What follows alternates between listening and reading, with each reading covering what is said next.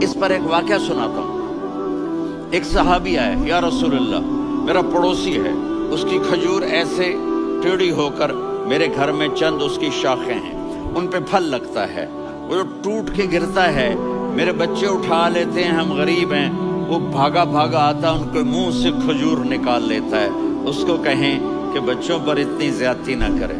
آپ نے اس کو بلایا، وہ منافق تھا، آپ نے اس سے فرمایا بھئی ایک سودا کرتے ہو؟ کہا جی کیا؟ کہا یہ کھجور مجھے دے دو اور اس کے بدلے جنت میں کھجور لے کے دوں گا۔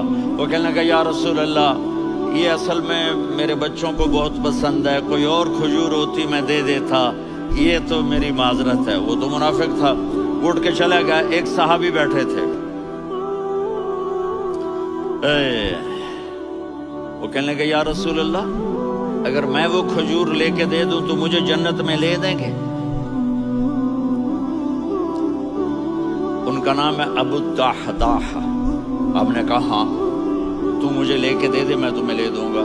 وہ اس کے پیچھے چلے گئے، اے بھائی کتنے میں بیچو گے؟ میں نے کہا جا جا، میں نے اللہ کے نبی کو نہیں دی، تمہیں کیسے دے دوں؟ کہا اچھا بھائی منہ سے بول کتنے لینے ہیں؟ تو اس نے جان چھڑانے کے لیے کہا کہ اپنا سارا باغ مجھے دے دے، کھجور لے لے۔ باغ میں 600 کھجوریں اور یہ کھجور کسی اور کو دینی ہے۔ تو کہتا ہے پکے ہو، پھرو گے تو نہیں؟ کہا میں پاگل ہوں، میں پھروں گا؟ مجھے 600 کھجوروں کا باغ مل رہا ہے۔ انہوں نے کہا ڈن، کھجور میری، باغ تیرا۔ وہ بھاگے بھاگے آئے، یا رسول اللہ میں نے سودا کر لیا۔ کہا کیسے کیا؟